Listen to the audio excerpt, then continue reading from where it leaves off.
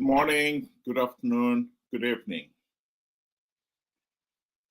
I've got a video clip here that has been circulating in the social media, and for good reasons. I think it's addressing some of the biggest questions that every African out there should be concerned about. Why is Africa poor, and yet we've got so many resources? Doesn't make any sense. Here is this young lady giving an explanation of why Africa is poor. Let's just listen to what she has to say.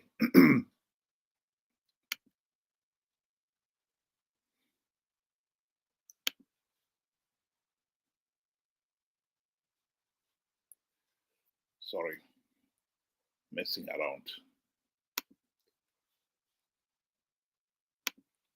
One thing that keeps me puzzled, despite having studied finance and economics at the world's best universities, the following question remains unanswered. Why is it that 5,000 units of our currency is worth 1 unit of your currency, where we are the ones with the actual gold reserves? It's quite evident that the aid is in fact not coming from the West to Africa, but from Africa to the Western world. The Western world depends on Africa in every possible way, since alternative resources are scarce out here. So how does the West ensure that the free aid keeps coming? By systematically destabilizing the wealthiest African nations and their systems, and all that backed by huge PR campaigns, leaving the entire world under the impression that Africa is poor and dying and merely surviving on the mercy of the West. Well done, Oxfam, UNICEF, Red Cross, Life Aid, and all the other organizations that continuously run multi-million-dollar advertisement campaigns depicting charity porn to sustain that image of Africa globally. Ad campaigns paid for by innocent people under the impression to help with their donations. While one hand gives under the flashing lights of cameras, the other takes in the shadows. We all know the dollar is worthless, while the euro is merely charged with German intellect and technology, and maybe some Italian pasta. How can one expect donations from nations that have so little? It's super sweet of you to come with your colored paper in exchange for our golden diamonds. But instead, you should come empty-handed, filled with integrity and honor. Ben, what do you say to that one? Good day to you and good day to all viewers. Thank you for joining us. You know, for me, I may take maybe an unpopular stance with some brothers and sisters from Africa, but when I look at Africa, yes, she is right. We have a lot of mineral wealth, and it's quite perplexing to say how have we remained poor despite all this. But the first thing that comes to mind is corruption, and not from outside but from within. Africa was colonized, yes, and the colonizers, despite all the bad they did, they managed to develop, they managed to put some infrastructure down, such that when we eventually found our independence, we had We didn't have to start from zero. We had something that could have catapulted us, and probably overtaken the Western world. But decades later, we have found out that we are still the same, or we have gone backwards under our own rule. And that has very little to do with what, the Westerns have been doing or have done.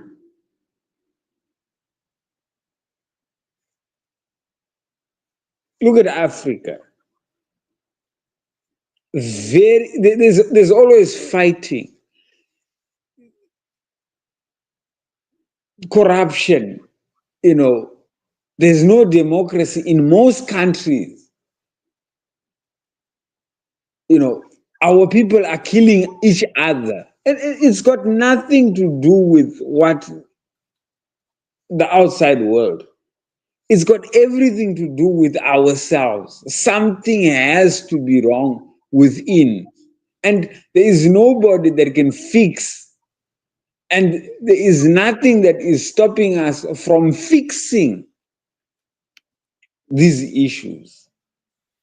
So I think, it is bad for us to be always blaming others. Why don't we start by looking at ourselves in the mirror and fix the problem from within? And there is nothing, to me, there is absolutely nothing that stops us from moving forward and empowering ourselves and stopping whatever we think is wrong. There is nothing, no excuse whatsoever.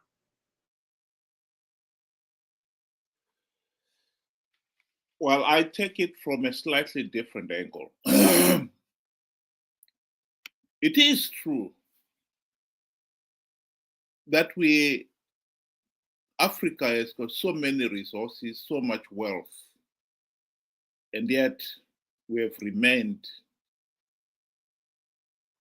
the poorest continent on earth. And this is not just this generation. The generation before us, under colonial rule, and the generation before that, slavery. We have always ended up on the wrong side. If the truth be told, Africa was not the only continent that was at one time exploited by others from other countries, other continents. This has happened elsewhere. South America, for instance, Asia.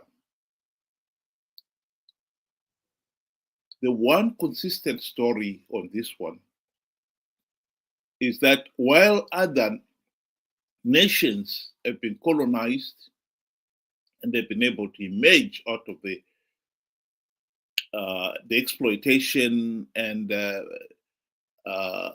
become a nation, a strong nation in their own right, we have, for some reason, failed to emerge. We've just blundered from one pillar to the next post. And I think as much as we can dwell on how the West and some of the countries in the East are exploiting Africa today, nothing will change until we first look ourselves in the mirror and ask ourselves, how much have we as a people contributed to our own exploitation and suffering? That is a fundamental question, that before you look at outside influences. Look first for what you can do. What is it we can fix? One common reason why the whites were able to exploit the blacks in a country like Zimbabwe, then Rhodesia, was that whilst the whites constituted a small percentage, the blacks constituted the majority. We were still subjected to white exploitation. And people, if you ask them, they'll tell you it was divide and rule. If the truth be told, it wasn't the whites who taught us to fight among ourselves. We were divided already. They just exploited that weakness. So I think we need to look at what is it we are doing wrong? Because until we fix that, outsiders will continue to exploit us. That, I think, is a starting point. And unfortunately, we have not been very good at looking ourselves in the mirror. Ben. You know, it reminds me of Professor Lumumba, who spoke and said, and you know, I would have, you know, if I could communicate with the lady, I would have asked to say, you know, she should answer some of the questions that Dr. Lumumba had asked. And he says, Africa has got the resources that makes, you know, or that it can build, you know, mobile phones. But no country in Africa has got a mobile phone brand or manufacturing, you know, facility in Africa. Africa has got, you know, the gold reserves and diamonds, but you find most of them, they sell their raw materials in their raw state.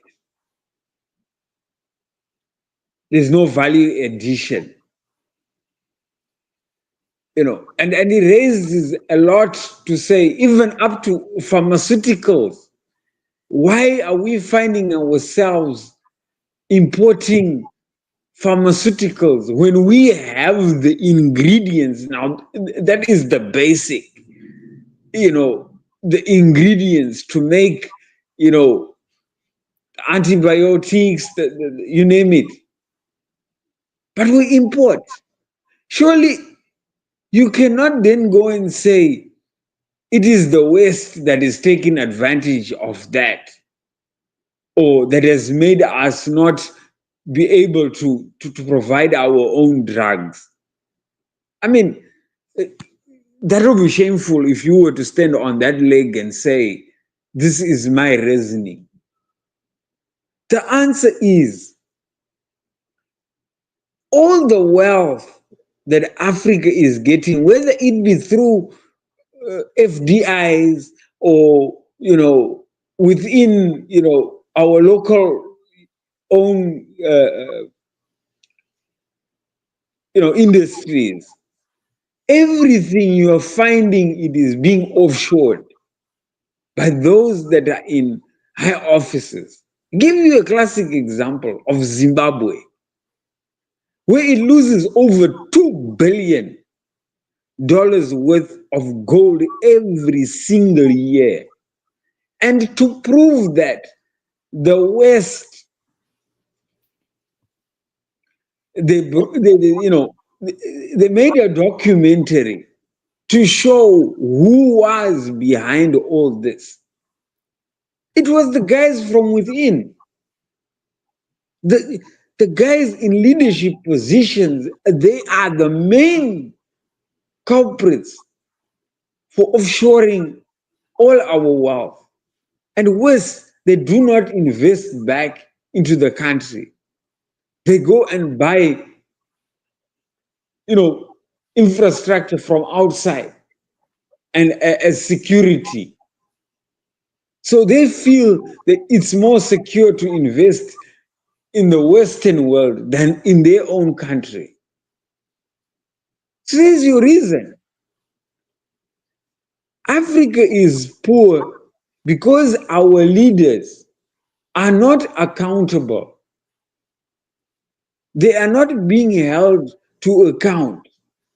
Most people in Africa, these rich guys, if they were to be audited today, surely our jails would be full. Because they themselves cannot even explain their wealth. You have a certain character. I come from Zimbabwe. I will tell you what Zimbabweans, the Zimbabwean story. There is a guy called Chivayo who gives away people cars, and not just ordinary cars. A car that is over 100,000, he just gives away at a daily basis, and cash on top. He himself, and you cannot explain what his company does, who he employs, and what he does himself. But he's got millions, maybe even billions. And all these, business, activities that, he's doing, they have been red flagged by other African countries to tell Zimbabwean government that, look, this guy here is money laundering, he's stealing from you. And yet the Zimbabwean government do not want him exposed. They will play the hush-hush. Can we then go and say it is the Western world that has kept us, poorer and poorer? Or it is us that are doing this to ourselves? I think, and we agree on this to say, the first step for us to realize and to try and fix what is going on, our failure, is to look ourselves in the mirror and seriously look at it and do something about it. Thank you. I'll just conclude showing a video clip of the late British Prime Minister Margaret Thatcher explaining why some countries are doing well, whereas others are not. Countries are not rich in proportion to their natural resources. If they were, Russia would now be the richest country in the world. Angola would be very rich, and there are many other countries that have a lot of natural resources, but they have not had an enterprise economy to develop those resources. Russia has everything: oil, gas, diamonds, platinum, gold, silver, timber, marvelous soil, but has been poor. She's also, on the second point, got very bad environment, the Aral Sea. I remember going to one communist country in about the 60s and seeing a puddle coming out of a chimney of brown gas, which of course is a nitrous gas. And I was absolutely horrified. I said, well, what are you doing letting that happen? The lungs of the people must be terrible. This is acid. You can't let that go on. Tact has never been my strong point, as you know. And it is the countries that have had the wrong system, which have not created the wealth, have not cared about people. Look at the other side. Japan, no natural resources. Switzerland, no natural resources. Taiwan, no natural resources. It is the political system which enhances the enterprise of the people and gives it a framework within which to operate, which will deal with this poverty.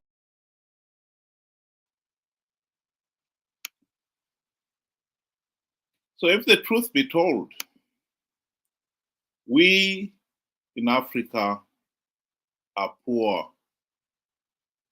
because we have the wrong system of government. We have allowed outsiders to exploit us. As much as many of our African leaders would like to point the finger at the West, yes, the West were at the forefront of colonial exploitation of Africa. But since the various countries in Africa have gained their independence in the last 50, 60 years,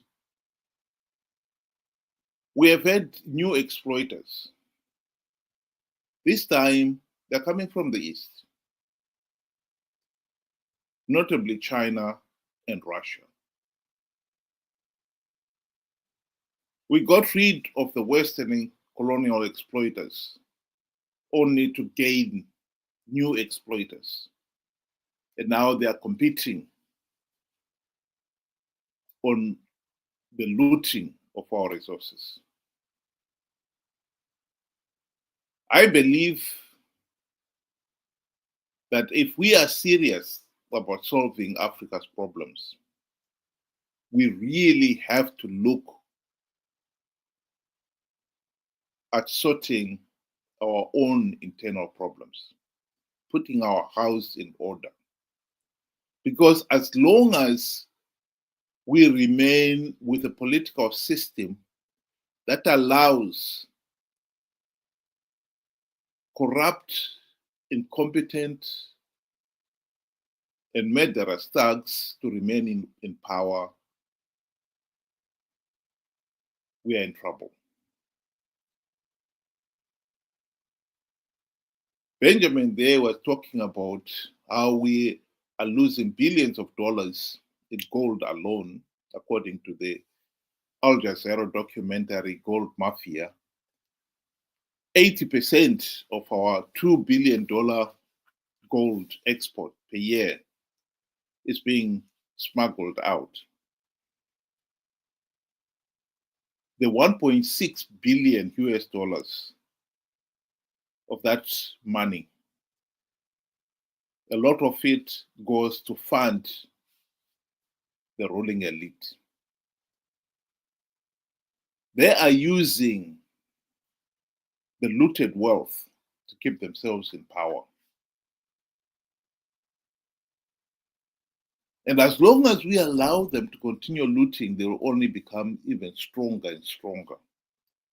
Because now they're in a position where they can bribe literally every major player in our political system. From the voters with chicken and chips at their rallies, and t-shirts and caps, to the headmen and chiefs who are getting, each one of them is getting a motorcycle for the headman, a twin cab truck for the chief, to the MPs who are getting 40,000 US dollars being dished out in the name of housing loans. The deputy ministers are getting 230,000 US dollars housing loans. The ministers themselves, 500,000. The judges, 400,000. When all is said, Mnangagwa must have spent at least 5 billion US dollars in the 2023 elections alone.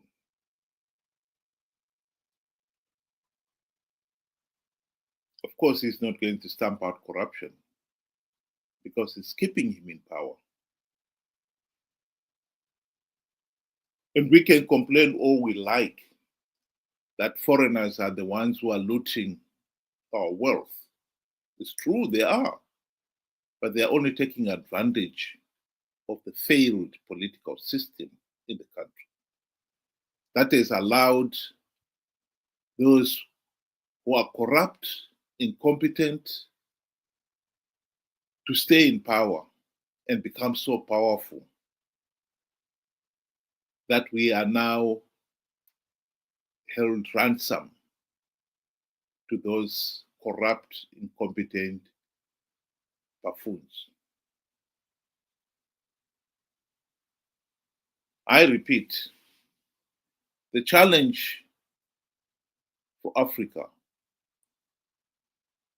if we really want to take our place at the table with the rest of mankind as equals, is not to look at whether it's the East or the West who are exploiting us.